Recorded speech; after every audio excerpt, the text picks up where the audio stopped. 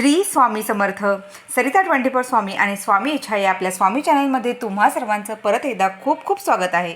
तर आजचा दिवस तुम्हाला खूप छान जावं आणि स्वामी कृपेने तुमच्या सर्व चांगल्या इच्छा महाराज नक्कीच पूर्ण करत अशीच मी महाराजांच्या प्रार्थना करते.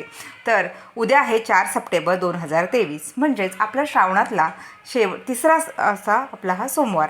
तर आतापर्यंत आपल्याला सुंदर असे आपण सध्या रुद्रपाठही सुरू केलेला आहे. तसेच प्रत्येक घरात इतक्या सुंदर सुंदर सेवा सुरू आहेत.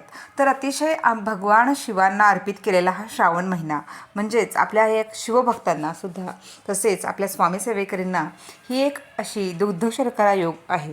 तर ह्या वेळेला आपण अधिक श्रावण तसेच निज श्रावण हा दोन्ही श्रावण साजरा केलेला आहे. असे 2 महिने आपल्याला मिळालेले आहेत.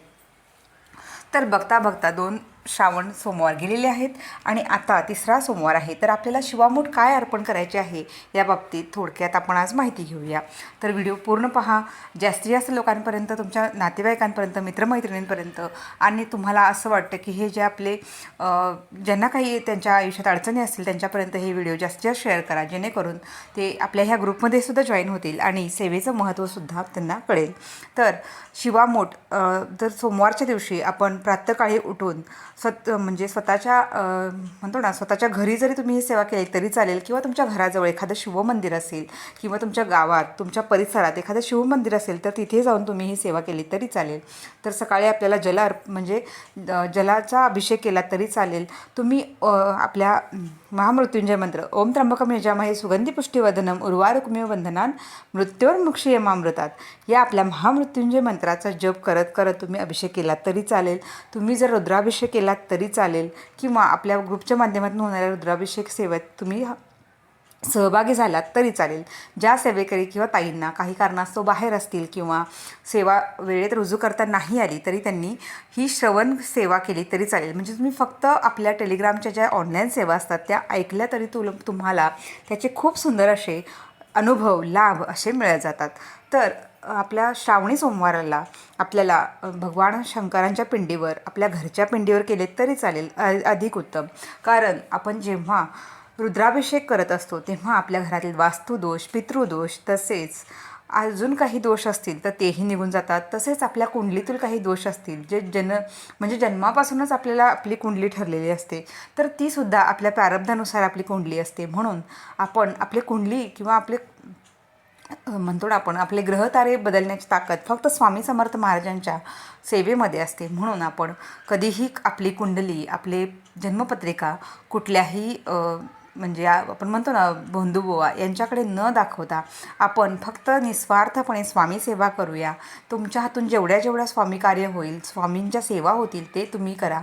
तर महाराजांना अपेक्षित हेच आहे की तुम्ही फक्त पारायण करा, सेवा करून तुमचे म्हणतो ना आपण हे याच्यापेक्षा सुद्धा तुम्ही जे दुःखित कष्टित जीव आहेत त्यांना तुम्ही मदत करा, किंवा तुमचं जे सत्कार्य आहे, सत्कर्म आहे तर ते जास्त महाराजांना प्रिय असतं.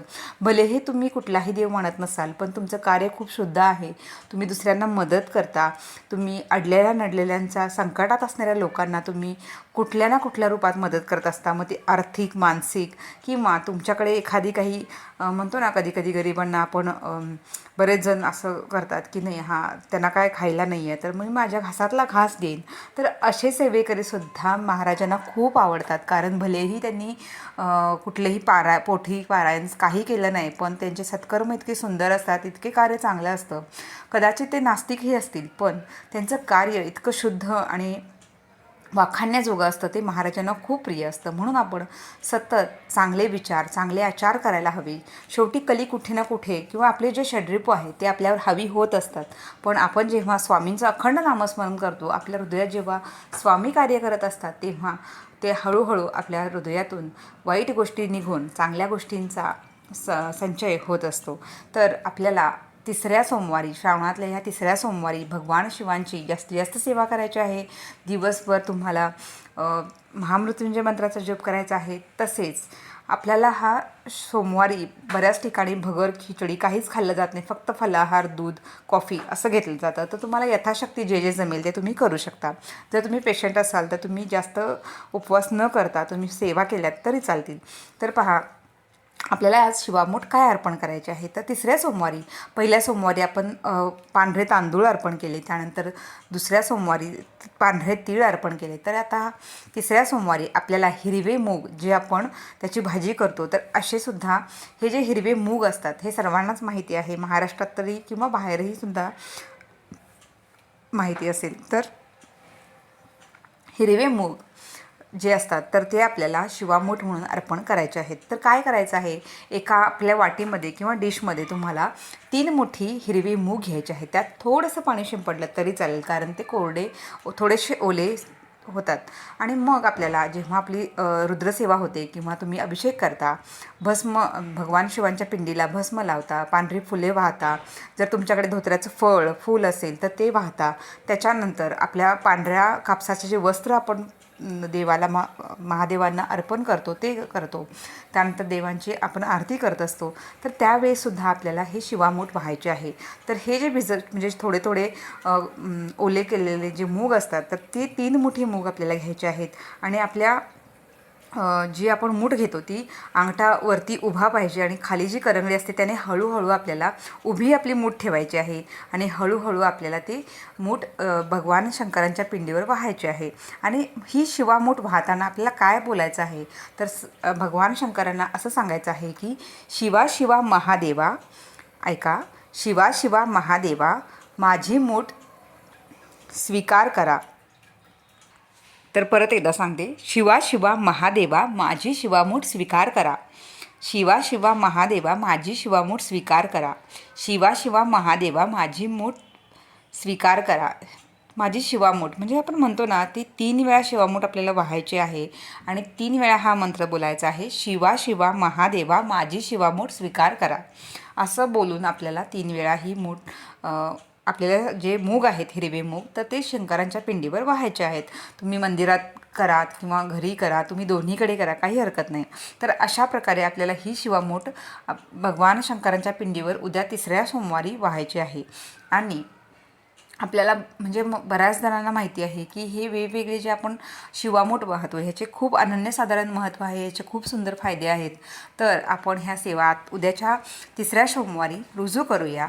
आणि म्हणतो ना, संध्याकाळी आपल्याला बऱ्याच ठिकाणी म्हणजे आता कोल्हापूर, सांगली, सातारा ह्या भागात तरी जे सेवेकरी आहेत तर तिकडे उपवास दिवसभर करतात आणि संध्याकाळी हा उपवास सोडला जातो.